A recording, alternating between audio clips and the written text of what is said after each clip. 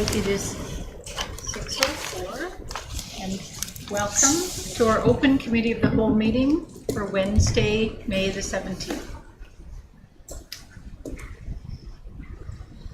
Just waiting for one more person to come in, and there's a chair over this way. No, that's Janice's chair. Oh, there's one there. There's a little one over there. Yeah, she was gonna try. So the Board of Education acknowledges that we are on the traditional territory of the Comox First Nation. We would like to thank them for the privilege of living on their land and the gift of working with their children. And we'll call the meeting to order at 6:04. And I'd like to welcome you all to our interestingly shaped circle tonight. As we walk through some of the agenda items on our open committee of the whole, there will be some agenda items where we will welcome everyone's participation, and then there will be some of the items where it will be the board that gets to have the discussion, and I'll walk you through all of those as they come about. And if I don't get it right, somebody will correct me. Thank you. So the first thing that the board needs to do is to adopt the agenda. And so I'm looking for a mover to adopt the agenda as presented.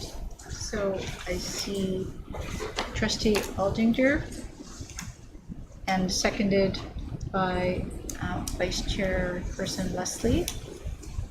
Is there any discussion?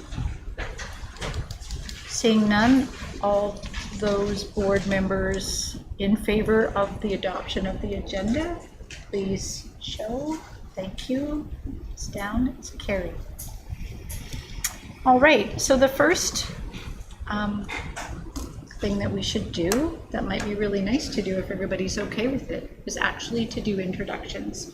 We don't have our nameplates up tonight. Feels like we're working as a team for the first part of this meeting. And so I'll begin. My name is Michelle Waite, and I'm the board chairperson for Comox Valley Schools, School District 71. And I will go counterclockwise over to Susan. I'm Susan Leslie, Vice Chair, and I'm really happy to be here on the unceded traditional territories of Comox. I'm Brenda Hooker. I'm the Secretary Treasurer for the district. Michaela Kessler. My name is Shannon Aldinger, and I'm a first-term trustee for the City of Courtenay. Denise Bullock, Support Staff Union President. Hi, I am Carla Newfer, and I am the president of the CDTA, the local teachers union. I'm Jack Stevens, a former principal and teacher at the Lake Trail many years ago, before some of you were born, in the early 60s, and then I've been active in the community ever since, both with the school district and with the city, actually, on their official community plan. And can I just ask if everybody can have a look to make sure that the green light on the microphone near them is on, and that way hopefully the green light is just above the switch for those in the shining light. Okay, great, thank you. And I'm Denise Anderson, and I'm the interim vice president of the Teachers Association, or CDTA. Gila Kessler, Cheshire Heplik, Segosewa Guego, Yoga Zonta Yunyats. My name is Heather, and I'm a parent rep for the IEC. Ani, good evening. I'm Megan Goudreau. I'm here as a parent rep on the IEC as well. Yeah, Tesla, good evening. My name is Bruce Reynolds. I'm District Principal for Education with the school district. Yeah, Greg Stroud, I'm the manager of communication here at the school district. I'm Megan Bell, I'm the senior executive assistant acting superintendent of the board. Sean Russell serves the principal of academics. Hi, I'm Kyle Timms, currently principal and acting for the local district. Josh Porter, director of information technology. Welcome everybody, my name is Sean.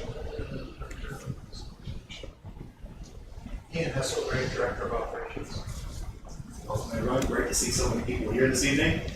Jay Dixon, Director of Construction. Vivian Collier, Director of Construction. Kathy Collins, Manager of Finance for the district. Jen Fisher, DPAC Chair. I'm lowly parent. Nathan Dowling, DPAC Secretary.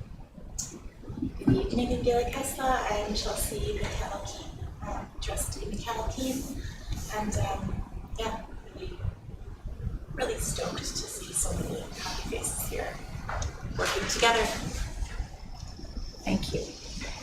Stoked. I like it. All right. So the first big item on our agenda tonight, under presentations and delegations, is budget 2023-2024. And I'm going to turn it over to the Secretary Treasurer to lead us through this next section of the agenda. Thank you. So we had our first meeting on April 9th, I believe it was. And so in that meeting, we went through kind of the draft budget report, previous version of the preliminary budget position, and some additional information around the 23-24 budget development. And so at that meeting, we went through the reports. We talked about the increased revenue and the cost pressure and the increased expenses that we were looking at for 23-24. I can just do a quick recap. Overall, our ministry funding next year is going to be $112,141,798. And then, we take our process usually with the budget development process is to take the annual budget and bring it forward as a status quo, and then we look at what additional staffing we need and what additional expenses and cost pressures there are. And I'll just wait a second. Hi, Janice. We're just getting started. Come, got a spot over here for you.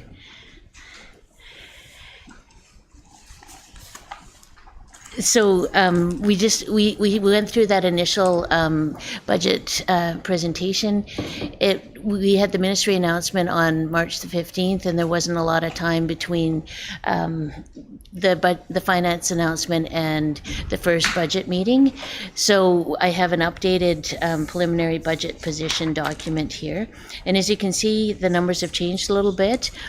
Because what I realized when we were going through the process was that using the annual budget forward this year was not really comparing apples to apples, because we had some major labor settlements in the meantime, and we received some additional funding and some additional expenses throughout the year.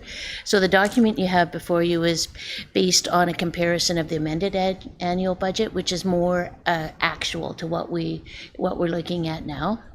So you can see that the overall revenue increase has gone down a bit, but that's because in the amended annual budget, there was a reflection of increased revenue and expenses in that document. So in the document that's here, we can see that the same, starting place of a difference in revenue is there of the $10,283,964, and then we've removed the labor settlement funding that's been moved into what the ministry calls the block funding. So that is moved into the $8,625 per student we get. So we're taking that out, but then we're adding the additional cost of living an announcement that there was, so additional funding that we just received a few weeks ago, and then some other additional revenue and expenses that we're adjusting. So we've also done some updating on the expense side to reflect the current expected expense pressures that we're seeing. And so you'll notice in the additional revenue, we received information today that we will likely see some funding for the exempt compensation. So that was great news, and we'll have the details tomorrow, next week. So I put a placeholder in for some exempt compensation revenue, and then we also took out, just to make sure we got fairly balanced, the $250,000 transfer that we were thinking about doing if we had extra money towards the school board office project. So that leaves us with, so the revised revenue change is $8,113,830, and the revised cost pressure expenses are $8,120,312. And with the transfer for the additional classrooms that we're going to need and the additional inclusive ed students of $150,000, that leaves us with a total cost pressure of $8,270,312, which leaves a deficit at this point of $156,482. But of course, I'm hopeful that the funding we get for exempt compensation will be more than the $500,000, and then we'll be fully balanced at this point. But we are still working on our cost pressure documents and updating our expected expenses in some of the departments, and looking at some of the areas where we might need some additional funding. So the current amount that would be funded out of reserves may change by the time the next budget presentation is brought forward. And so I'll pause there if there's any questions at this point regarding the updated numbers. Is that questions from everyone? Yes.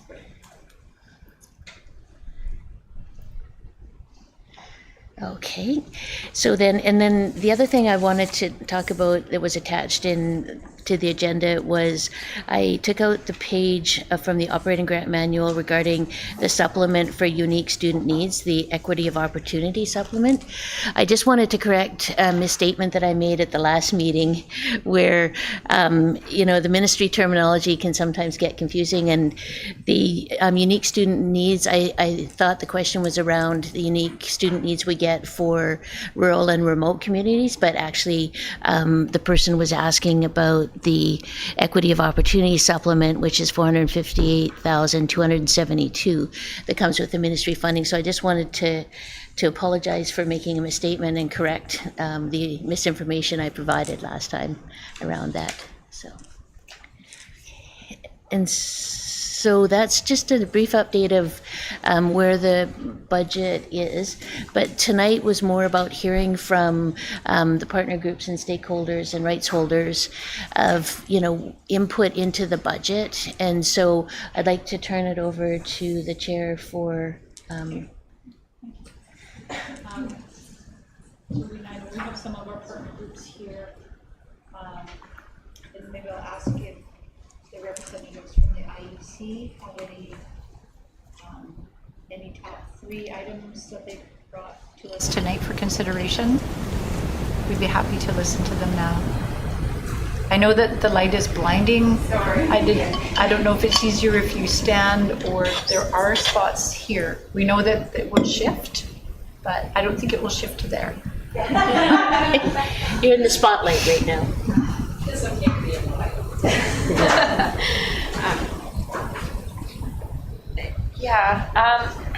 So I guess we just have been meeting recently, and so looking at targeted funding. I know that this has been a topic for us for quite some time. So the targeted funding that we're currently receiving, we've decided to dive deeper into how that budget is rolling out and ensuring that all activities and positions truly meet the targeted funding guidelines, which means that they'll have direct impact on Indigenous students. Currently, it's the thought that there's probably around $600,000 that is used from targeted funding that shouldn't be right now. That doesn't actually fit those guidelines. That actually, I guess that is actually benefiting everybody in the district. And so it's kind of a holistic Indigenous worldview that all families and community members benefit, but it's not necessarily the way that it's not the way that targeted funding is to be used. So that's one thing that we've been focusing on. I don't, and then just looking strictly at this, at the budget itself, we hear so much about UNDRIP and reconciliation and initiatives that to move the district forward. And so it's my hope, and I'm only speaking for myself at this point, is that at some point, and excuse me if I'm reading this wrong and stuff, and maybe somebody can point that out to me, but it's my hope that there'll be something in there where we'll be able to see, I guess, something separated out where there's actually initiatives and money being spent towards that, and where we can actually see where that's being spent in the district. Yeah, I don't know. That would be from my perspective, but I don't know. Do you have anything else, Heather? No, I think I don't imagine what Megan's sharing tonight is new news, but maybe it is, because the IEC members, we've dived into the history of kind of the relationship as well between the school board and the IEC, and what we understand is that there has been this attempt to kind of make that known, that we understood that the targeted funding is meant to be used in a different way, and so maybe it's just an opportunity for discussion to clarify things if there is misunderstanding on our part or on the other side. So perhaps that's a discussion to be had. Yeah. But we think that there are some things that need to be looked at. Is there, when there's a question like that, is that a question that the Secretary Treasurer can respond to? And if it isn't, then don't feel like you need to. In terms of the second piece, maybe about, do we already have money built into our overarching continual budget to focus on those areas already? Yes. And this is just recognizing new money or additional spending? So we do currently have money in the current budget targeted towards our equity scan and reconciliation, but I can't specify that right now. So what I could do is for the next meeting bring back more specifics. But I take your point about making sure it's really transparent and the conversation. And the other thing I should have mentioned at the start of the meeting was that our acting superintendent is at ministry meetings in Vancouver today, so he's unable to join us. But we will definitely make sure that as a team we discuss that. Thank you. So thanks. Yeah, I appreciate that. So for the rest of the partner groups that are here today, would you just like to raise your hand to see who goes first, or would you like me to go counterclockwise? Because I'm happy with either. So are you comfortable speaking at this absolutely. point? Okay. I'm always open to speaking. I think it's been a thoughtful process. Thank you very much for this. I do recognize that our voices have been heard to a certain extent in regards to the custodial hours and for the daytime custodial, so thank you for that. I know that there's a big shift coming with the staffing with the EAs and stuff with the youth and families and the clerical, so thank you for that as well. The trades position, so I think we've focused, the only thing that I'm not seeing in here is possibly increased hours for library clerks, that the school population has increased, but their hours have not been increased by any portion as of yet. I don't know if that's forthcoming. And I believe I think everybody needs to be hit a little bit for budget-wise. But I will leave it at that because I know that we only have so much money to be spending. So thank you for the process and the opportunity to be speaking. Thank you.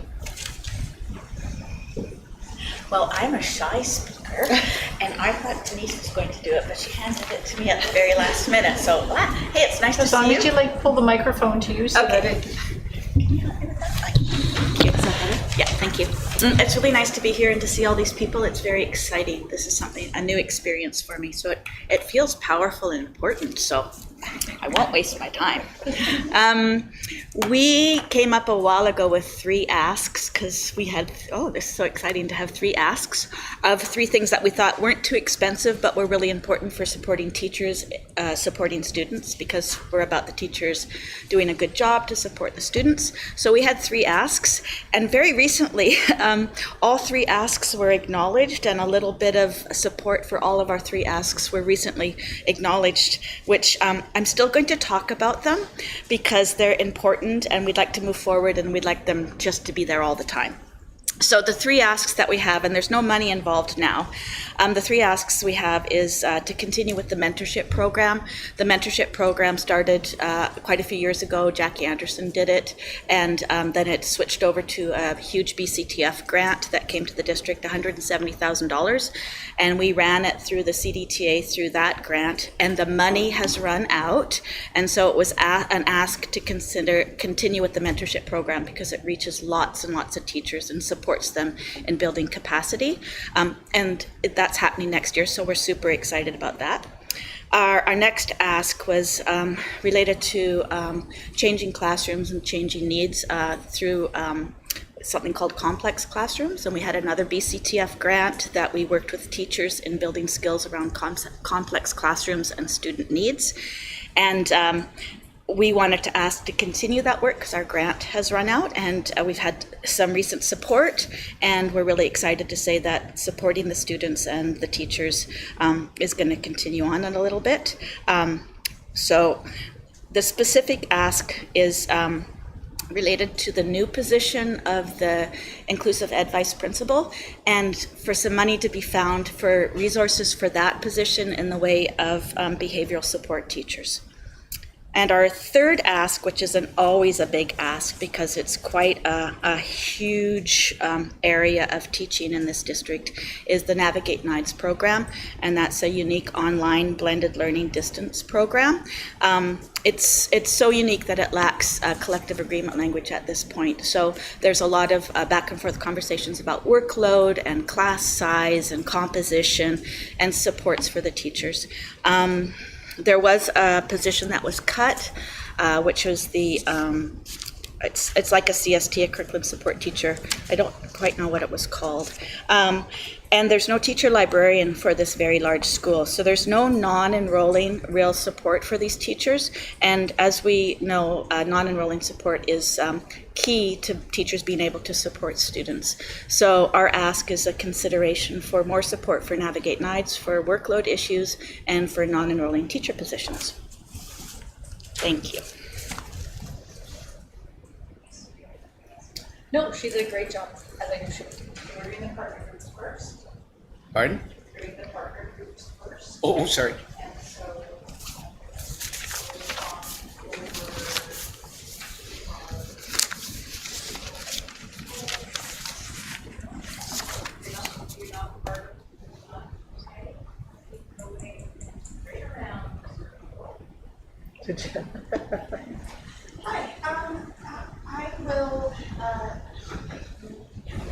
I will just respectfully and kindly start.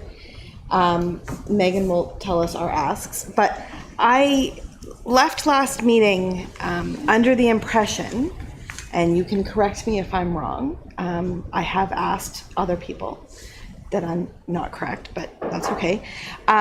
That it was presented to us at the last meeting that the principal, vice principal position was a maybe. And that's how it was, I understood it to be, and that's how other parents had understood it to be, that reflected on the meeting and the notes. And though it is a great position and I, would support it, it was presented at the last meeting as a potential. And so when we talk about consultation and public consultation and partner groups sitting down around the table to have opinions and stuff, it can look or appear to be a little bit frustrating if it's posed as an option and then by the time this meeting now is happening, that position has been filled and put out there and it's happening, which is nothing against the position per se. It's just the process of asking for our opinions and asking for consultation, and then it kind of already happening and us not really having a voice. So that's just for future, if that could be avoided, that would be wonderful.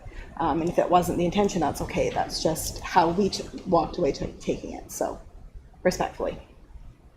So I can speak to that. So yes, the position was originally, we were thinking about adding it as a cost pressure. And then on further consultation with the Inclusive Education Department, we decided to fund it within the current funding of the department because we are seeing increased enrollment in the department. So I apologize, that was one of the things I meant to adjust on this document. And I should have updated that particular line item because it isn't being considered a cost pressure. It's going to be within the current envelope of that department. So that was something, and I thank you for pointing it out because I meant to correct that. So it was something that we identified as a senior team that it was a necessary position, and we started the process by considering it a separate cost pressure, but then in further consultation, we funded it within the current. So I apologize that I didn't update that, but thank you. Thank you. Okay. Yeah. Okay, so we, as parents and in consultation with what we've heard around at PACs and discussions, the supporting the student health position as a board initiative, we think is a really important. Mental health, sexual health has been a conversation that we've had around the DPAC table and PAC tables, so we support that. Echoing some of this stuff that other partner groups have said. Number two. Number one is supporting student health. Number two is echoing partner groups. Okay. There it is. That's our ask. Thank you. And maintaining the counseling. Number two. You say it. Nope, I'm not doing it anymore. Echoing our partner group's asks. You said number two. That is That number is two. number two. That was, okay. Number one is supporting the student health position as the board initiative regarding looking around mental health and sexual health and continuing that work. That's our number one ask. Yeah, two. Listen to the other partner groups. Yeah, and listen. Yeah. Okay. We hear their asks. Yeah, that is awesome. Very well.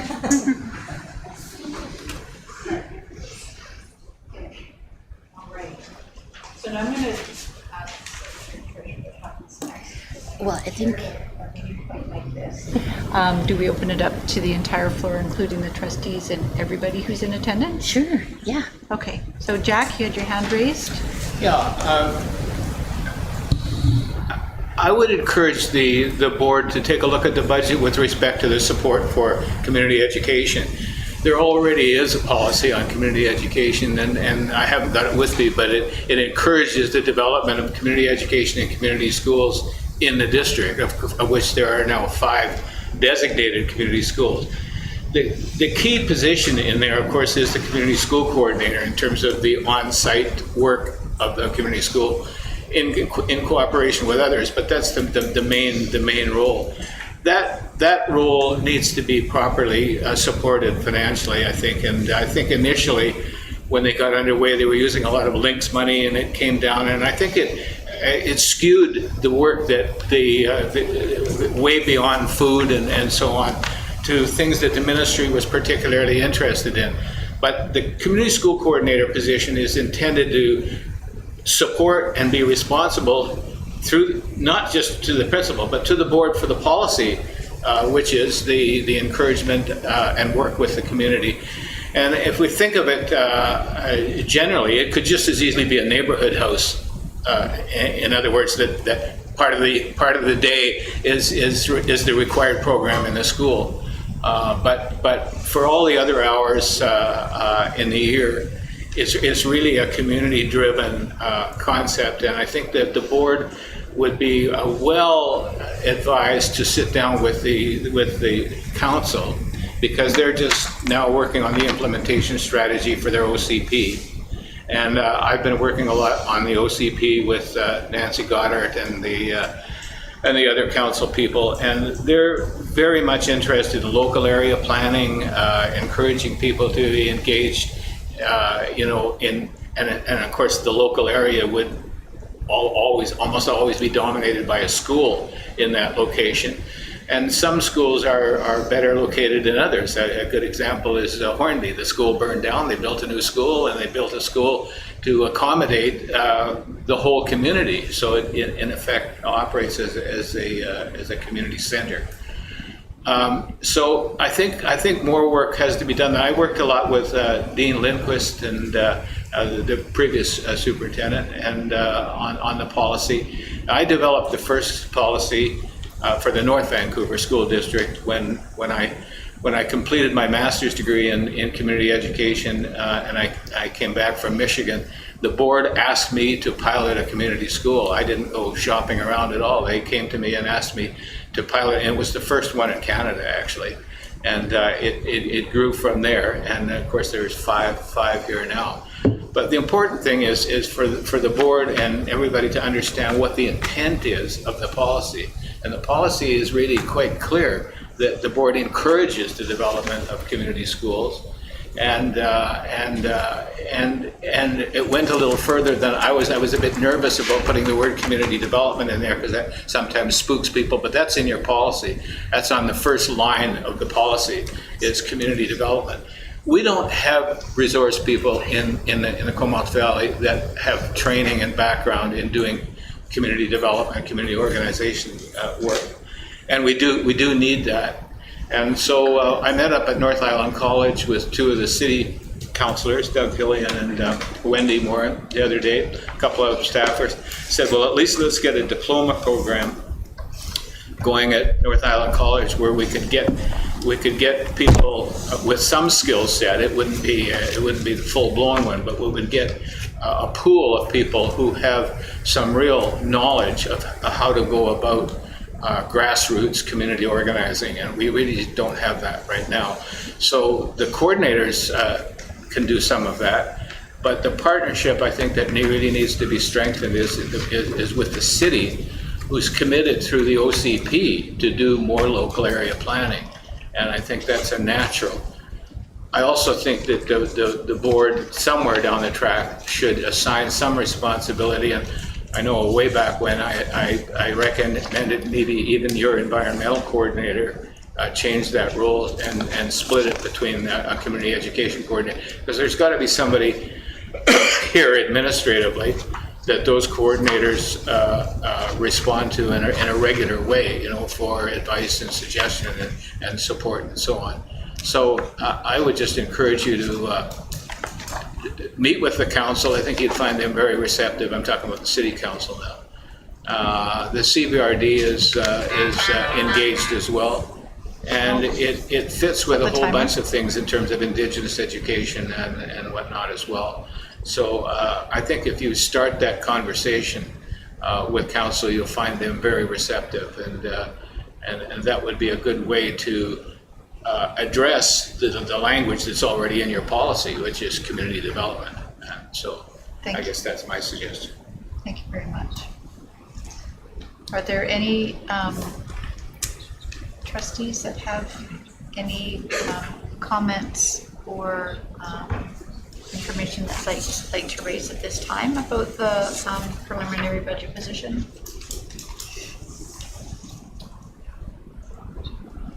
I'm just grateful to hear so many people speaking very honestly. I don't want to sit here and just, but I will say that I'm grateful to hear so many very fine-tuned, clear perspectives representing the broad community that we're in, with many small communities within. So thank you. And yeah, wonderful to hear. It's helpful. Do you have your hand raised? No. Okay. All right. Trustee King? So thank you. So this is my 18th budget of the district, and it's been, Denise will work with days we were cutting and all that good stuff. It would be really nice if we can actually fulfill everyone's request. It would be really a wonderful thing that we can do, but in 18 years we've never been able to do that. You know, so it's how do we balance? That being said, I really do appreciate the open and honest dialogue that we have, everybody in this room, because I think the understanding is we're going to do the best we can. And you may not get what you ask for, but I think the relationship is there. We can go and build on how we can support it in other ways, and that's what I'm most grateful for in that working together. And I would hope that we don't just meet once a year. I would like us to see maybe over the course of the year being meeting another time, and not just do the budget time, because over the year ebbs and flows go and things change and priorities change, and next fall we're going to have an influx of students. That's going to create challenges, we have other things going on. So I hope that maybe the board can consider that this will not, maybe a couple times a year, sit down with everybody in the room here and have a conversation on how we're doing, and are things maybe working well on that one there. But I have to say that I'm quite happy, even though we can't give you all the asks, because I've had 7 years where we were cutting $2 million under the budget.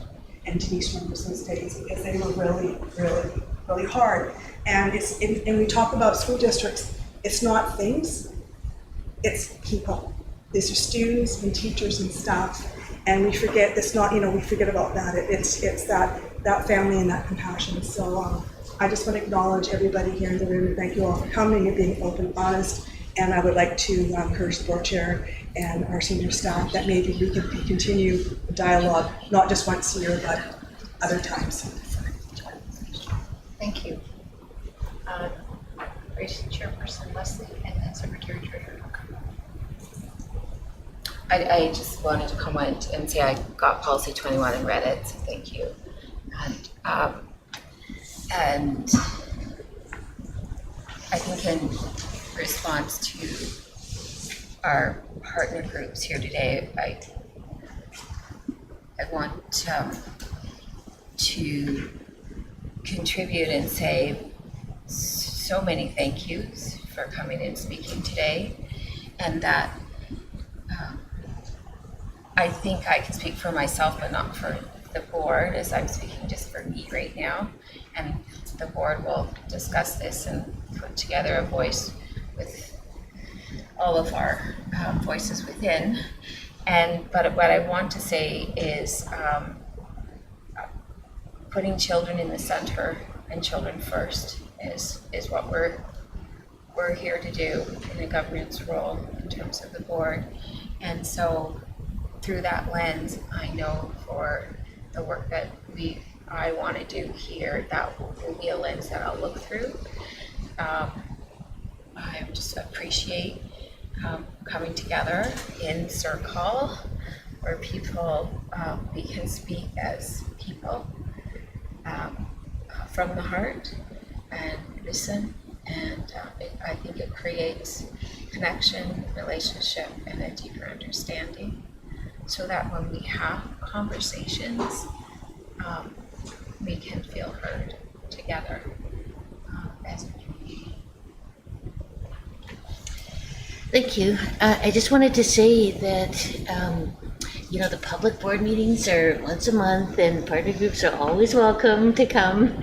And, I was so excited when Jack came I was like, somebody came to talk about the budget. And, and also the open committees of the whole, like our idea is with the open committee of the whole structure to have have our partner groups and stakeholders and rights holders here on a regular basis to listen to what's happening with the board and to provide input. So, but specifically around the budget, it's a good point, Trustee Caton, to have those regular meetings. We changed our structure around the budget advisory group a little bit this year to incorporate it into the open committee of the whole. And, you know, we'd also really appreciate some feedback on, you know, this process and how that worked this year as compared to the previous years. So, and then the other thing I wanted to ask Director Porter is, have we had any questions or input on the, no, okay. So if you know anybody that would like to, you know, look at our website and provide comments on the budget, that would be really exciting too, to have some engagement there. So that was the only thing, yeah.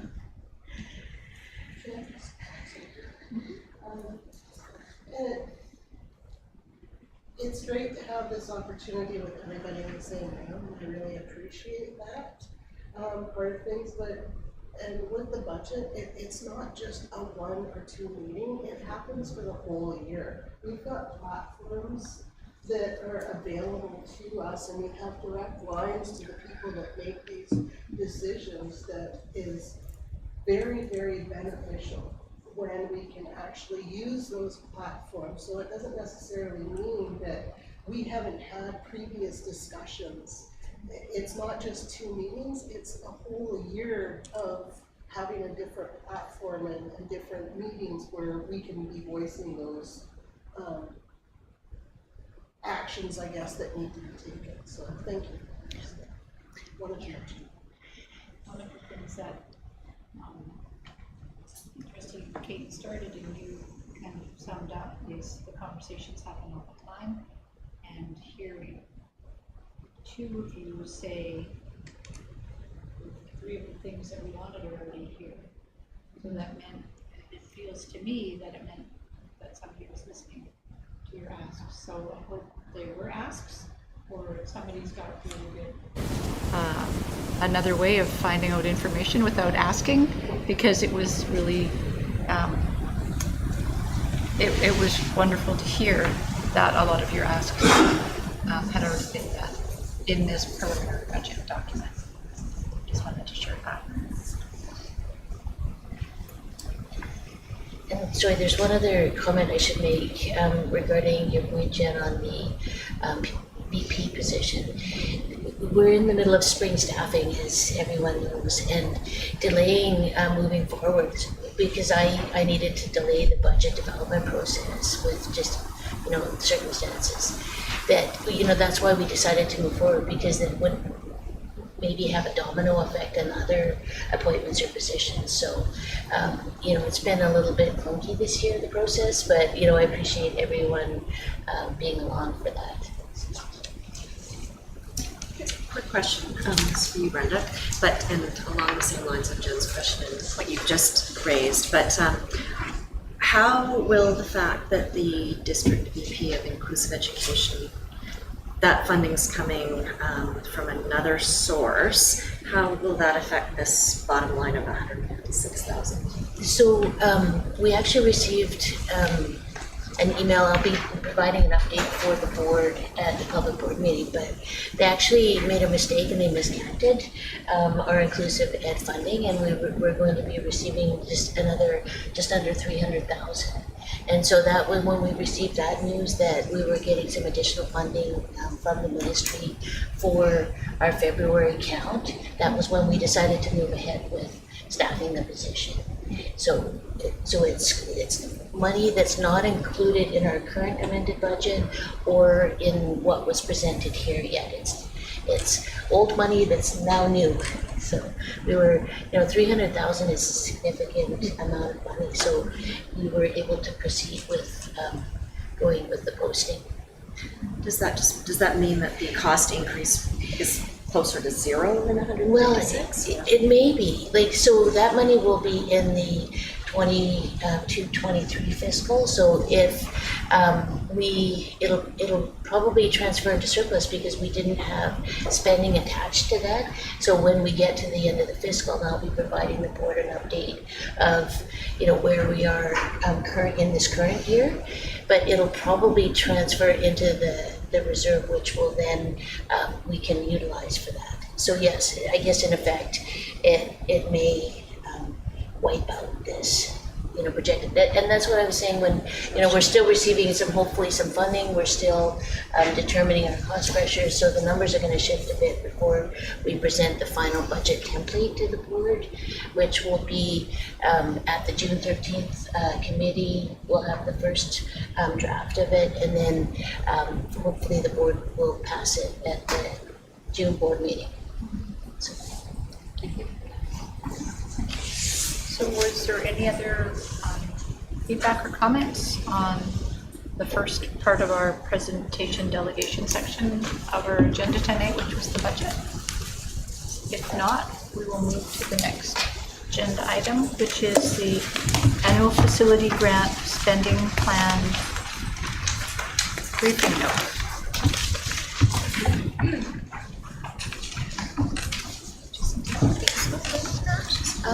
Is the briefing note not attached?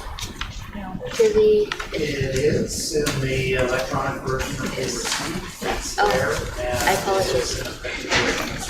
Okay. We could use a few more copies, maybe. I apologize. No worries. I don't have it on this one. Yeah. Okay. Okay, some of them did. I think that might be my fault. I'm not a good executive assistant. No, I can take just the last page. Thanks. You are good. Thank you so much. We're paying a lot of attention to everything now. Yeah, thank you. Oops. There we go. It's okay. We got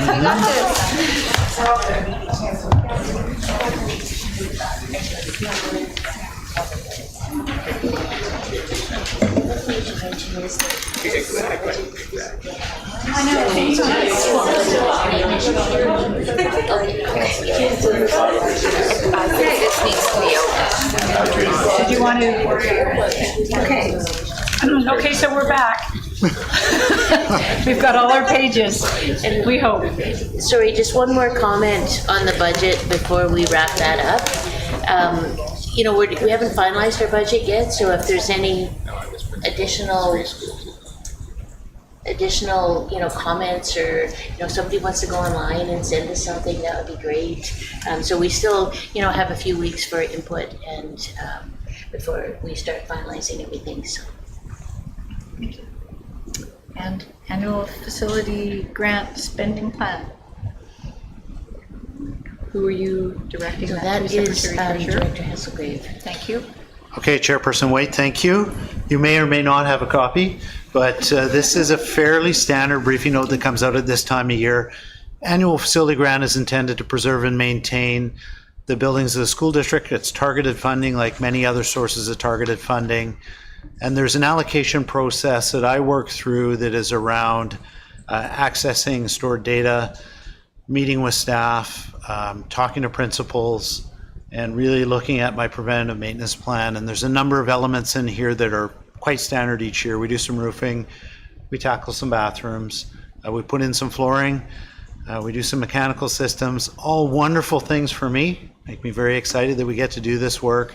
And it makes for a very busy summer, which sometimes spills into the fall. So all the items are on the page. If there's any question about particular projects, I'm happy to answer them. Does anybody have a question? Jen? I just noticed here on the third item, you have replace AC unit number 1 here at Cold Putledge Park. Just out of curiosity, given the temperatures that we were facing, how many of our schools have AC? Is there, can you, if that's not appropriate to discuss now, that's not a follow-up question. I think that's a fair question, because every school has AC. It's only directed to certain parts of the school, though. So all schools typically have it in their administrative space and IT server rooms, computer rooms, and that's generally the extent of the air conditioning in our schools.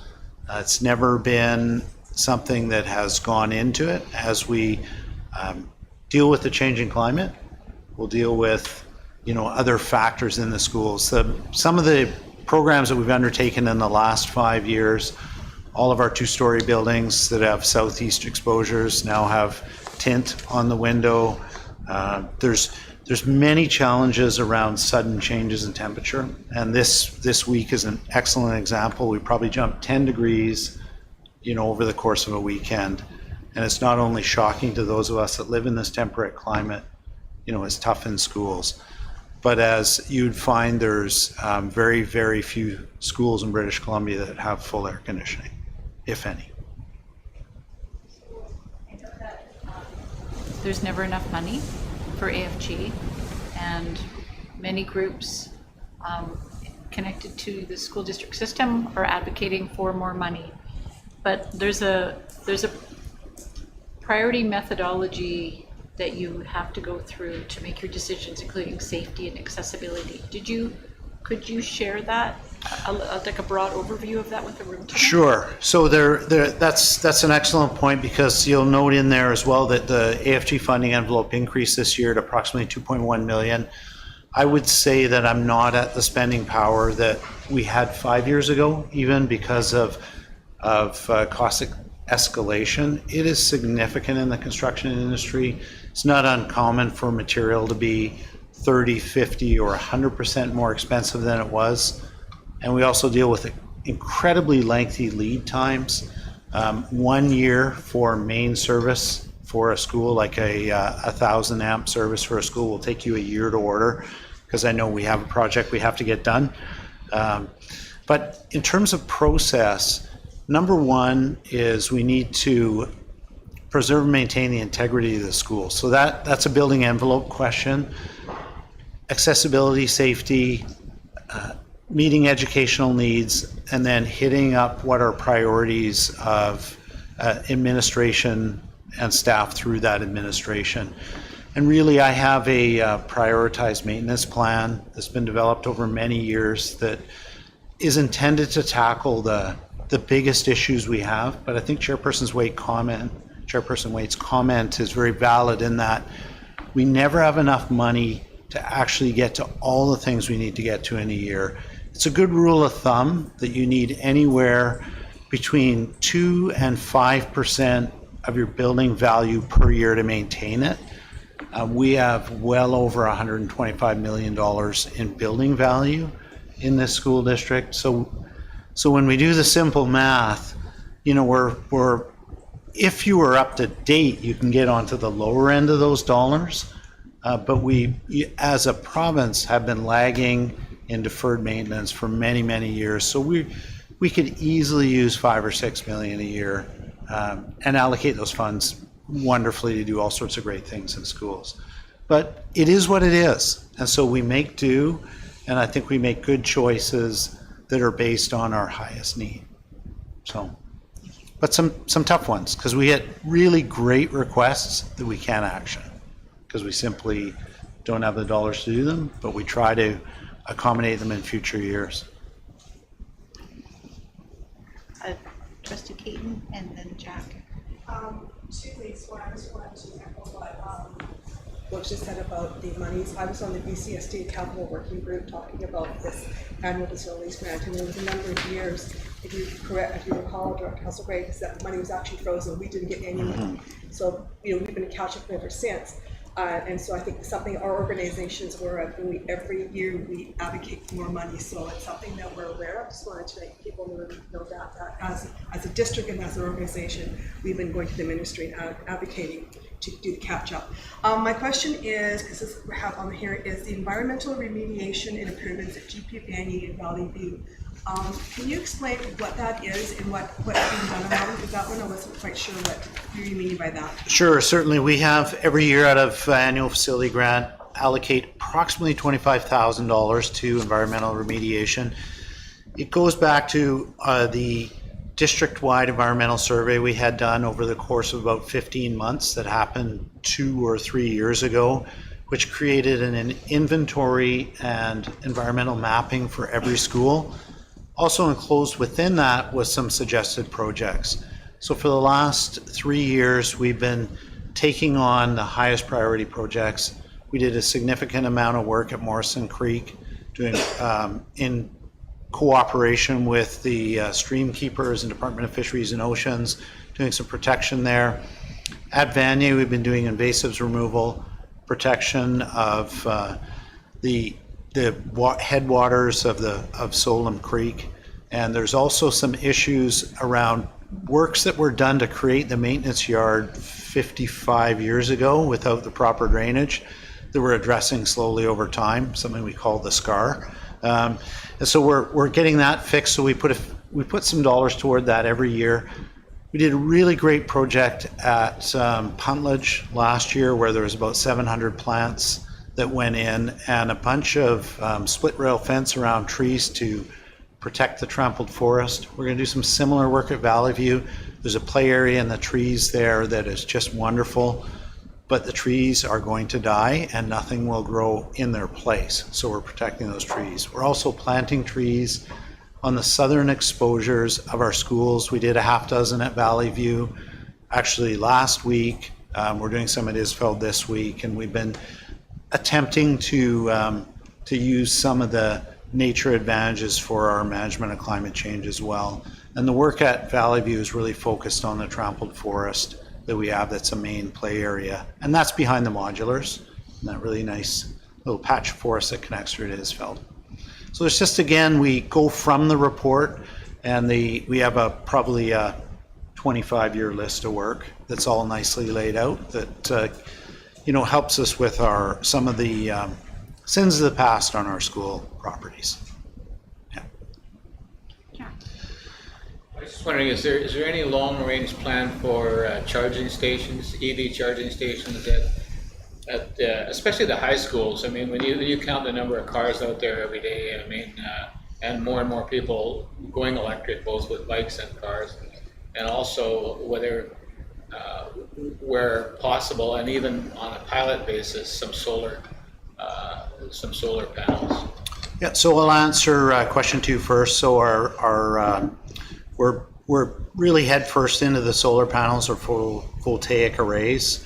We have solar walls at 3 schools right now, and we have trial solar panels at 3 schools as well. But we're putting in a full PV array at Glacier View this summer. We had a contractor walk around this morning, in fact, and that's going to provide net metering, which is, there's many ways to deal with power from a PV array, but that's where you're just spinning your meter backwards if it's full sun and you're not drawing a lot of power. So that will cover all of the gym roof and part of the rest of the school as well. And then the summer of 24, we're going to do a PV array at Denman.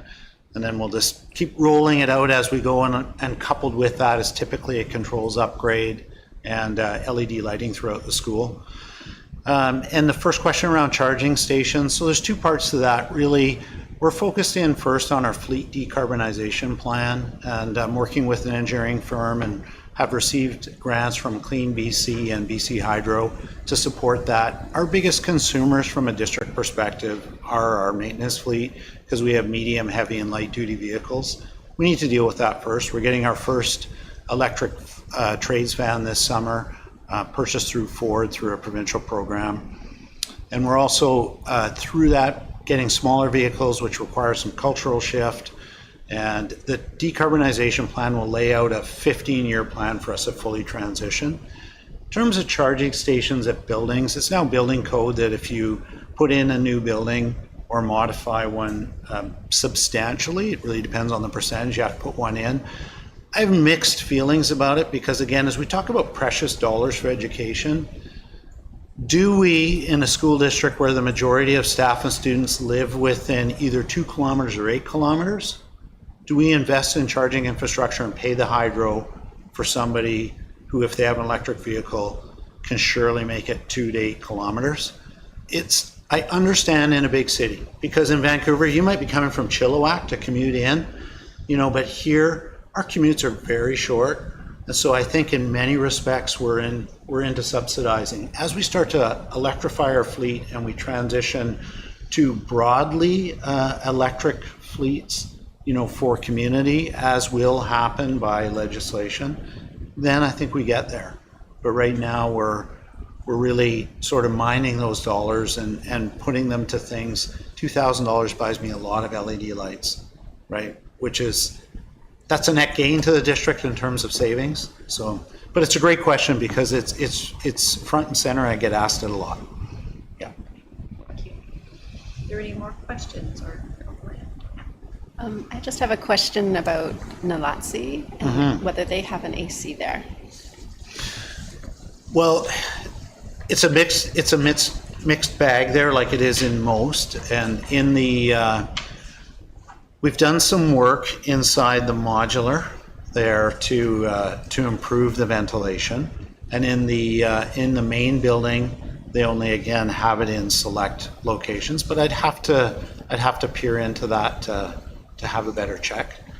I know we created the covered outdoor space as part of that mitigation. It shades the door off the kitchen and it provides an opportunity to gather outside in all weather, which was sort of part of the plan for that. It's an old building, like many of our old school buildings, and so it has its challenges for sure.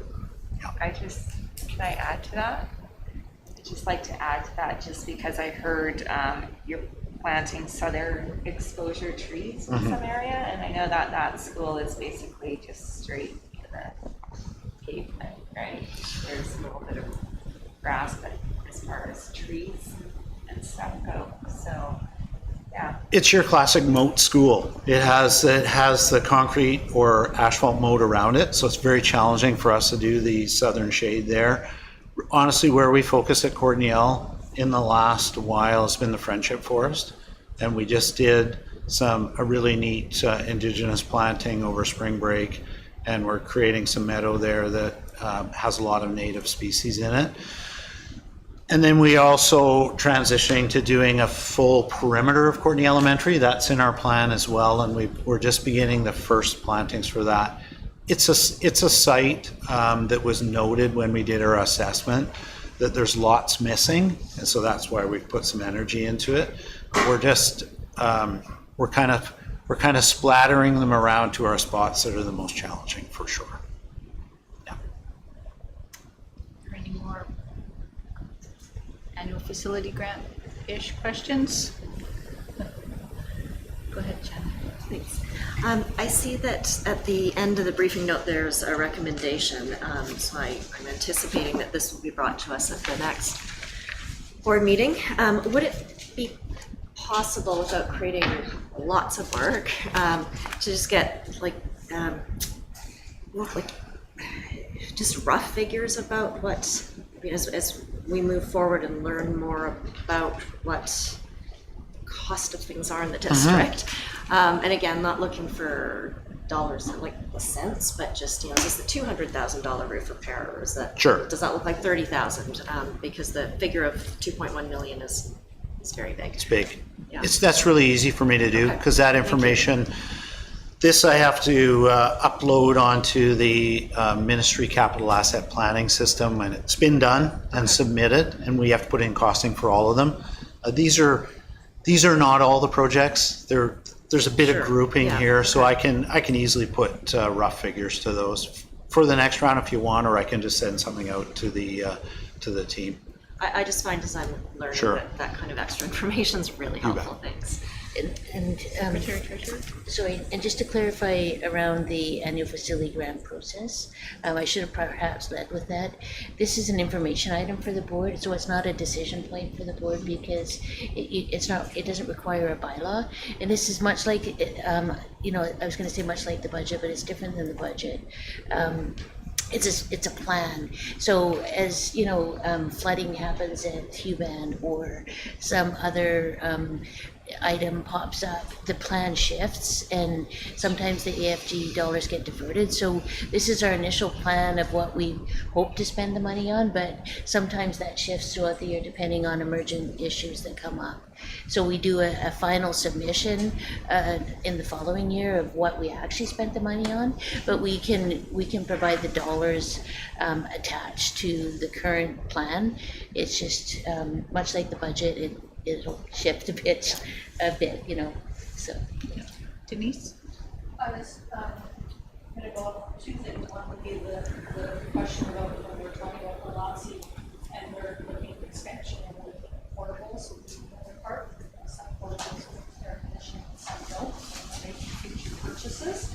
And then I was looking under the guidance for HVAC systems, and I can only find, it says something about something digitally programmed operations that does not compromise occupant comfort or risk damage to heating equipment during colder weather when it seems to be tied in with air quality, but not necessarily AC. So Yeah, I can answer both those for you. So all the portables that we put in, and since I've been here, all have a cooling unit attached.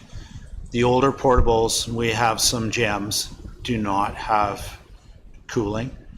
And that was like, for example, the 4 that are sitting right out in front of Isfeld in the sun.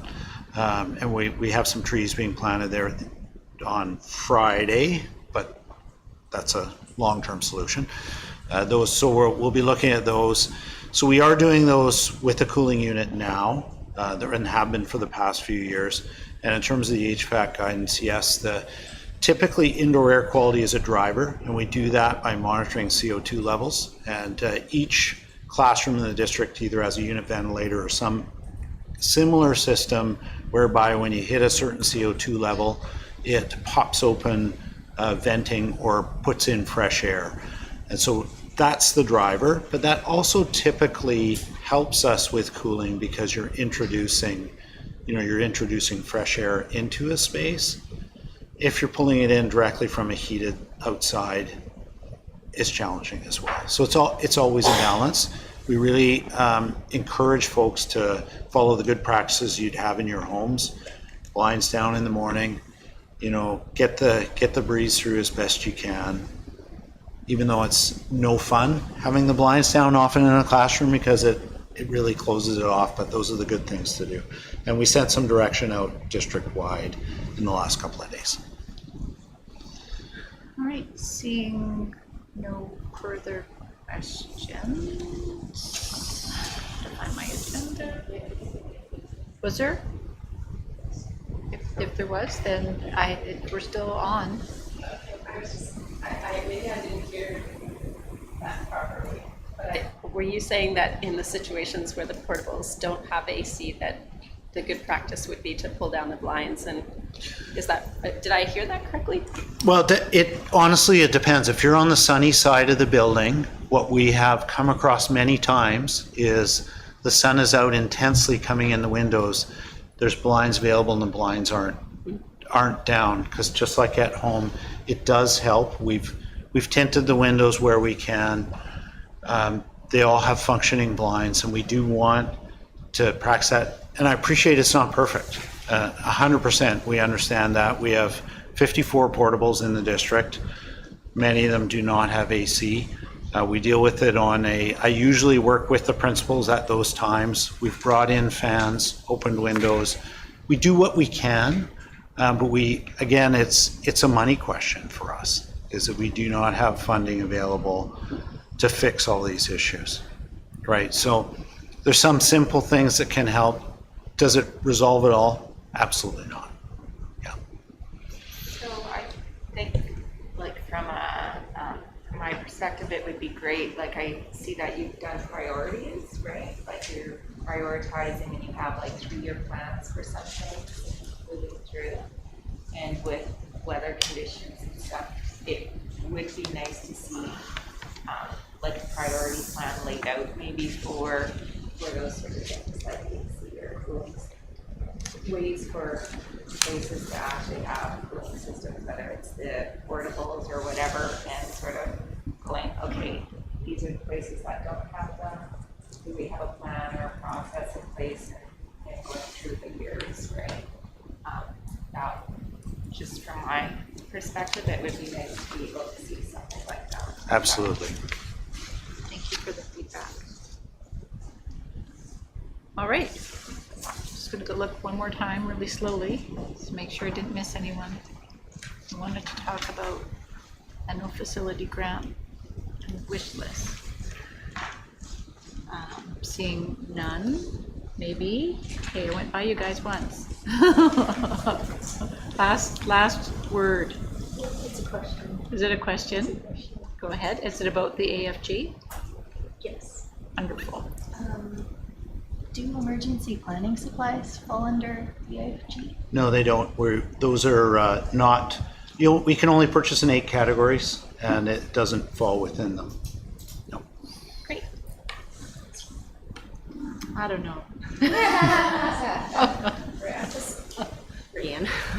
I'm seeing complete the smoke detection monitoring system replacement at 2 schools, and I guess it begs the question of, do we have complete smoke detection monitoring systems at These are my other favorite schools? ones. Actually, this particular line, I had to put it in here because it's smoke detection monitoring in the bathrooms, smoking in the boys' room. That's honestly what it is. I hear it's It not is, just we the have boys' room. those in our high schools, and there's an Okay. alarm in the office that goes off if smoke is detected in the bathroom. So Okay. it's a bit passé now because they're not vape sensors. However, bathrooms are one of those places where we get the garbage can lit on fire, and it's certainly happened more than once. And it's a pretty handy early intervention. So, yeah. So I guess we need to look for the one that you really want us to ask about.